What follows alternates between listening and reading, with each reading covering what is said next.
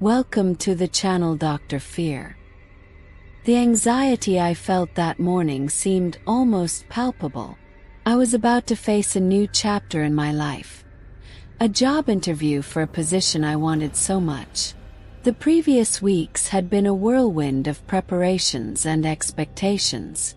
After months of looking for a place to live near the new company, I finally found a small room in a seemingly cozy building in the nearby town. The building, with its simple, well-maintained facade, seemed the perfect choice. The condominium had an aura of simplicity and tranquility that seemed to promise the peace I was looking for.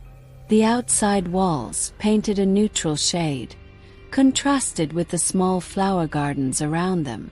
The doorman, an elderly and friendly man, welcomed me with a warm smile, and the property manager, a middle-aged man, seemed to look after the place with dedication. When I entered my new room, I felt a mixture of relief and excitement. It was small but well lit. The windows let in the soft morning light, and the furniture was simple but functional. Everything was in its place, and the feeling of newness was comforting. The carpet, although a little worn, gave the room a cozy feel. Little did I know, however, that this welcoming feeling would be short-lived. The first night was peaceful, but something in the air was bothering me. The feeling was in the back of my mind, like a shadow that you know is there but can't see clearly. However, it was during the second night that the discomfort turned into something much more palpable. As I was getting ready for bed, a strange smell began to infiltrate my room. At first, I thought it might be some food left behind, but when I investigated, I realized that the smell was stronger and more unpleasant, with a background of putrefaction that seemed to intensify by the minute. I tried ventilating the room and using cleaning sprays, but nothing seemed to help. I went downstairs to speak to the concierge, who assured me that there had been no complaints from other residents and that it was just a temporary problem. However, his reassurance couldn't dispel the growing discomfort that was setting in. As the days went by, the smell didn't disappear. Instead, it seemed to intensify. What's more, I began to hear strange noises during the night.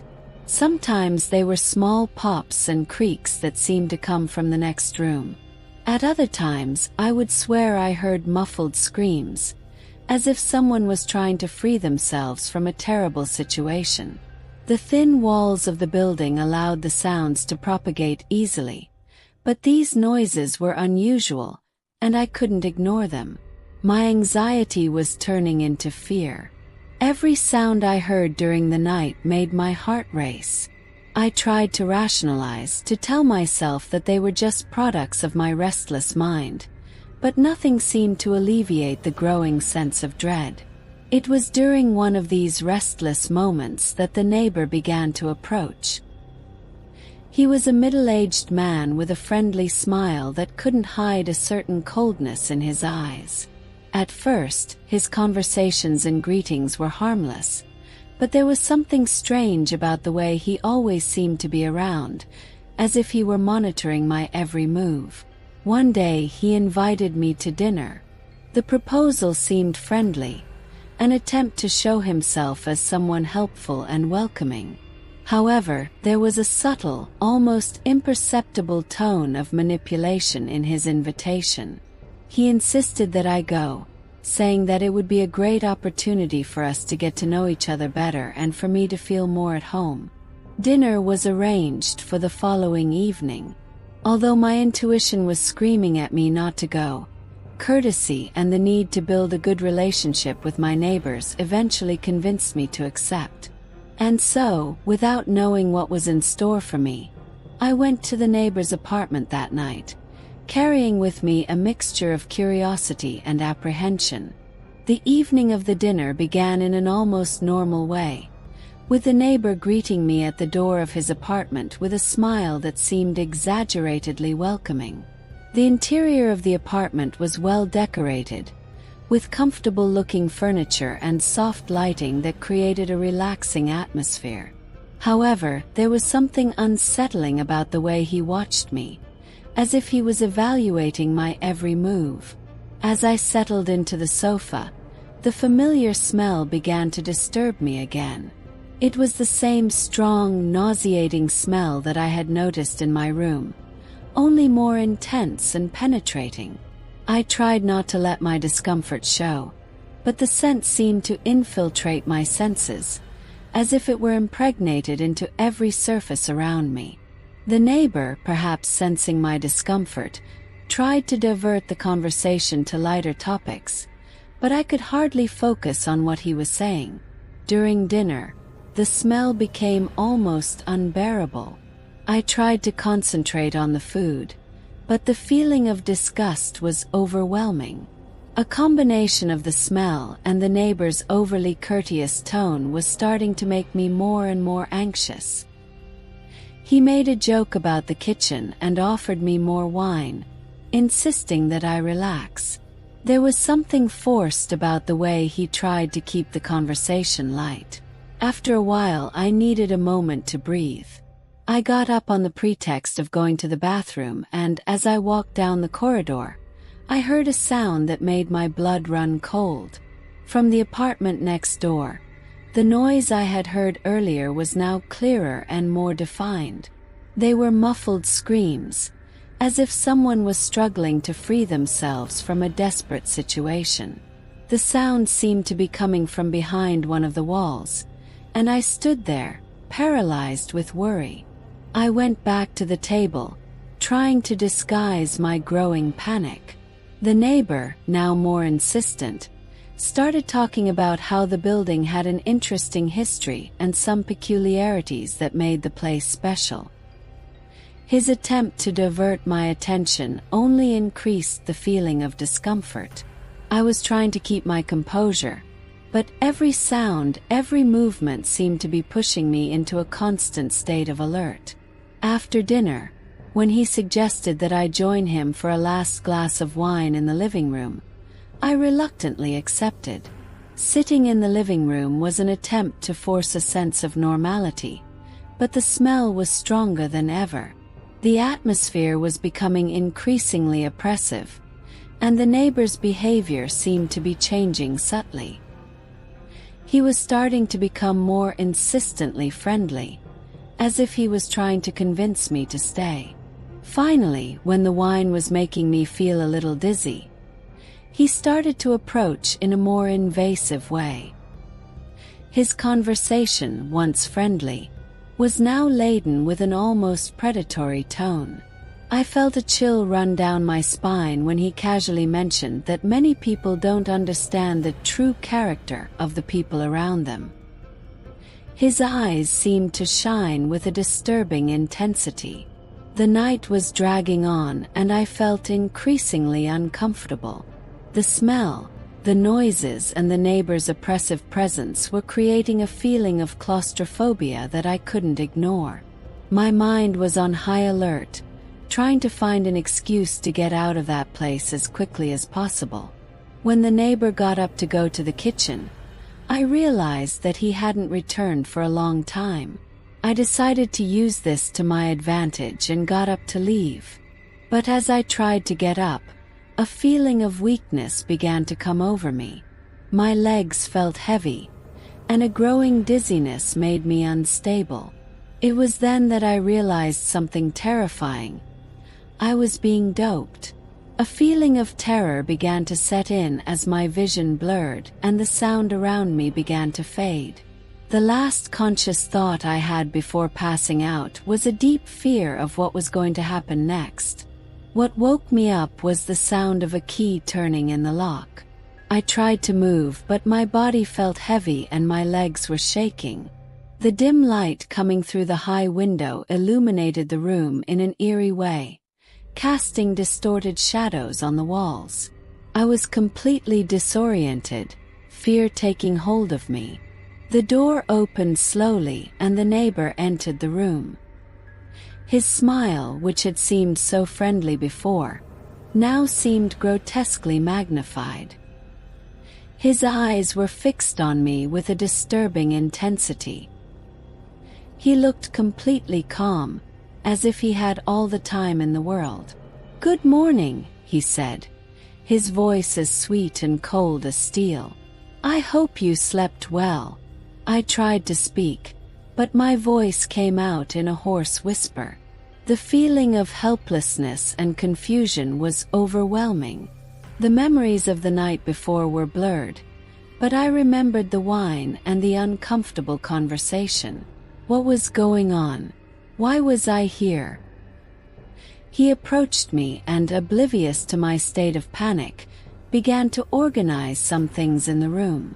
I commented on the horrible smell, trying to shift the focus and buy myself time to think. He just shook his head, as if the smell was something trivial. As he worked, I noticed the disturbing details around me. The room was full of objects that I couldn't fully understand. Vials of unknown substances, ropes, and other items that didn't seem to have a normal explanation. On one wall, there was a series of photographs of women, some of whom seemed to be from different times and places, all with a look of terror on their faces. The neighbor started talking about how the building had an interesting history, and how he had a peculiar hobby. He seemed to want to tell me all about it, as if he was proud of his activities. His words were disjointed and disturbing, and I realized that he was trying to seduce me with an illusion of normality to disguise his real intentions. "You must be wondering why you're here," he said, his eyes shining with a cold, calculating light. "What you don't understand is that this place, this building, is a special refuge for people like me." I couldn't fully process what he was saying, but his tone made it clear that his words were anything but reassuring. What I could understand was that I was in a very dangerous place, and that he had absolute control over my situation. When he left the room to get something, I used the opportunity to examine the lock on the door. There was a small gap where I could see the corridor on the other side. My brain was racing, trying to find a solution. The feeling of desperation was starting to turn into a fierce determination to find a way to escape. The neighbor returned with a bowl of food and placed it on a small table in the corner of the room. His attitude was mixed with a kind of perverse kindness, as if he were offering a gift. He watched me with an expectant look, and I could tell he was waiting for a specific reaction. He continued talking, now about how special I was, as if it was an honor for him to have someone like me in his refuge. His conversation was getting more and more disturbing, and I began to understand that he saw his hobbies as an art form, with a macabre distortion of what empathy and compassion should be. While he was distracted by his explanations and trying to convince me to accept my new reality, I managed to find a small knife on the table that had been left next to the food. The blade was small, but it was enough to cut the ropes or at least give me a chance to defend myself. I hid it under the bed and waited, holding my breath. The neighbor seemed to be in a state of euphoria, talking about his future plans, and how I was an important part of them. His words were a mixture of madness and calculation, and I knew I had to act before it was too late. The clock was ticking, and every minute I spent in that room increased the sense of urgency. Finally, he left, leaving the door locked behind him. I was alone again, with my heart beating fast and an adrenaline rush that helped me stay focused. With a combination of fear and determination, I began to work on my only chance of escape.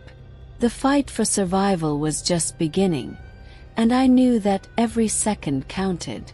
The plan was simple but risky. Find a way out of that room before he returned, and figure out a way to escape the building. Every detail had to be perfect, and the pressure was mounting by the moment. Fear and adrenaline were driving me forward, and I was ready to face whatever came next. The silence in the room was deafening when the neighbor finally left, locking the door behind him. Time seemed to drag on as I prepared for my only chance of escape. Panic was starting to turn into cold determination. With the knife hidden under the bed, I concentrated on not making any noise as I tried to untie the knots in the ropes that bound my hands. My hands were shaking, and the adrenaline made my movements hurried and imprecise. I knew I had to be quick. At any moment, he could come back and discover that I was trying to escape. Finally, after an agonizing effort, I managed to free my hands and picked up the knife in the hope that he would give me a chance. The room was small and didn't have many visible escape options. There was a high window, but it was locked and covered by a rusty grill that seemed impossible to remove. The only way out was the door, but it was locked with a sturdy lock. I had to find a way to open the door without attracting attention. With the knife in hand, I started working on the lock. I tried to remain calm as I turned the blade and tried to force the lock, but the task was more difficult than I had imagined. The feeling of being watched was overwhelming, and I felt that every second lost was one step closer to a possible encounter with a neighbor. When I finally heard the lock click open, a wave of relief and panic washed over me. I was about to open the door when I heard footsteps approaching from the corridor. The neighbor's voice was getting closer, and I knew I had to hide immediately. My heart was in my throat as I hid behind the bed, hoping he wouldn't realize what was happening. The door opened slowly and the neighbor walked in, a look of satisfaction in his eyes. He didn't seem to have noticed anything wrong, and his expression was that of a man who believed he had everything under control. He started talking about how the plan was coming together and how everything was going according to plan. As he spoke, I prepared myself for the worst. I knew that the next chance to escape would be when he got distracted again. My fear was mixed with fierce determination. I couldn't let this opportunity slip away. Finally, he turned to leave the room, and I used that to my advantage. Without making a sound, I began to advance towards the door, the knife firmly in one hand. The view of the corridor was a mixture of dim light and long shadows. The walls were covered in stains, and it looked as if the place had been abandoned for years. I needed to be quick and quiet. However, as soon as I took a few steps, the neighbor returned unexpectedly, with an expression of surprise and anger when he saw me. "What are you doing?" he shouted, his voice echoing down the corridor. Panic seized me, and I ran towards the corridor, trying to escape. But he was faster than I expected and soon caught up with me. He grabbed my arm tightly, and I used the knife to try to defend myself, but he easily disarmed it. With surprising force, he pushed me back into the room. I was desperate and fighting with all my might, but the situation seemed more and more hopeless. It was then that I realized the true horror of what was happening. The neighbor wasn't just an ordinary psychopath. He had a method and a calculating coldness that made him even more frightening. He was talking about how he had carefully planned everything, about how all his victims were part of an experiment he was conducting. "You're part of something bigger than you realize," he said, as he pulled me into the room again. His eyes shone with a disturbing intensity. "And now, it's time for you to understand the true meaning of what's happening." The terror was overwhelming. I knew I had to find a way to escape before it was too late. With renewed determination and a sense of deep despair, I looked around the room, searching for anything I could use as a weapon or escape tool. The plan had changed. Now it was a question of survival. I no longer had time to hesitate. With a burst of strength and courage, I fought against the neighbor, trying to use every move to my advantage. Every second was a battle for my life, and I knew I had to be faster and more cunning than ever. Finally, with a desperate effort, I managed to push him away and ran towards the corridor. Panic guided me as I searched for a way out, aware that every move could be my last.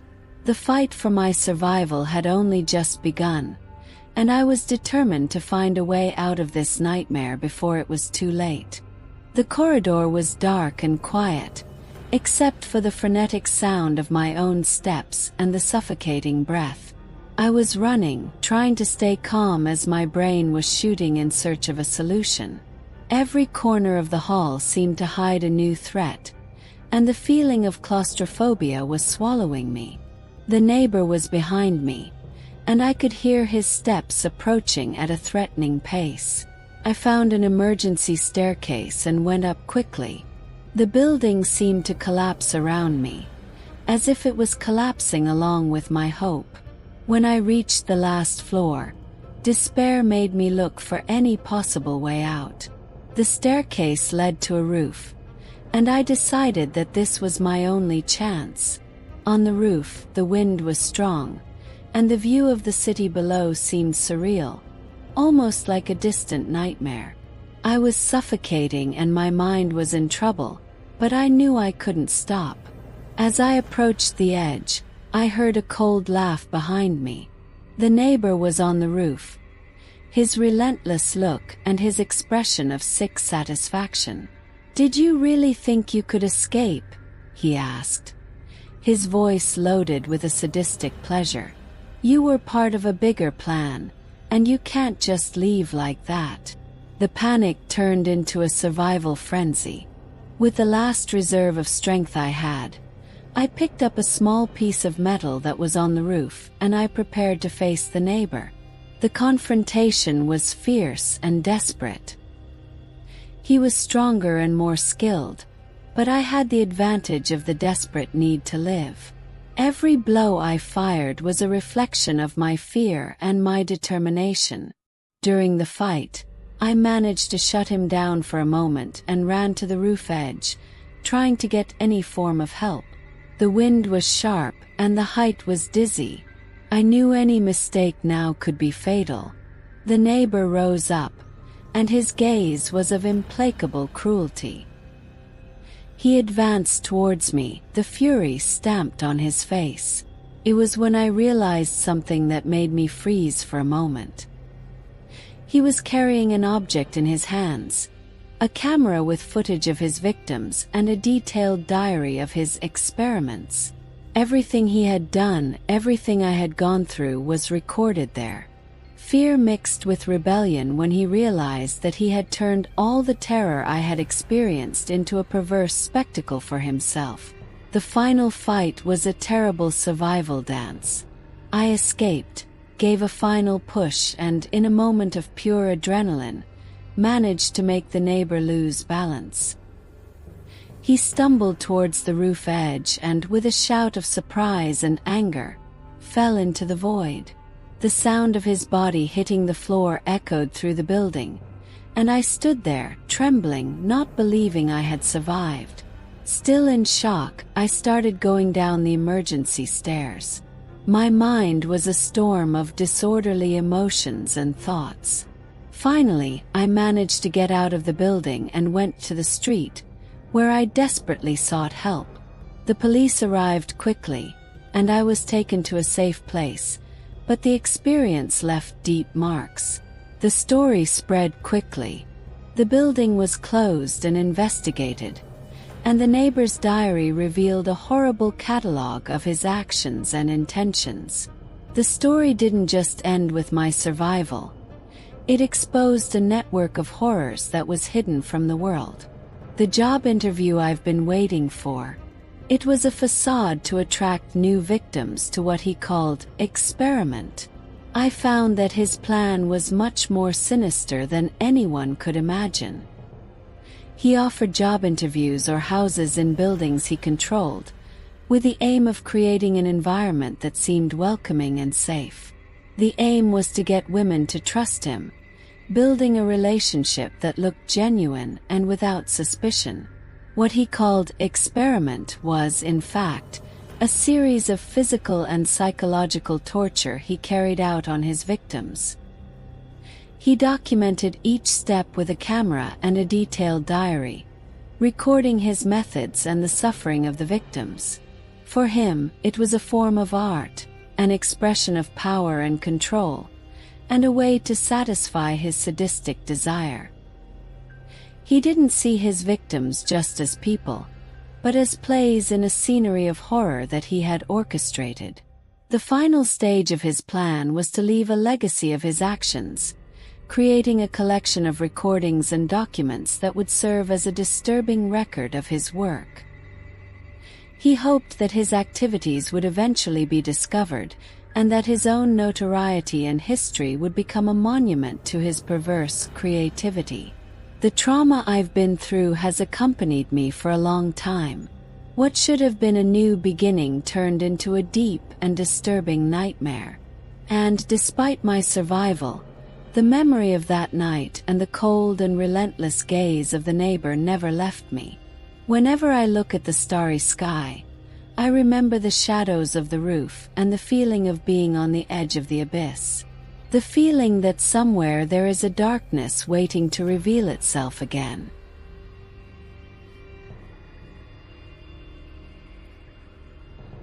Did you like this story? So leave your like, subscribe to the channel and activate the bell.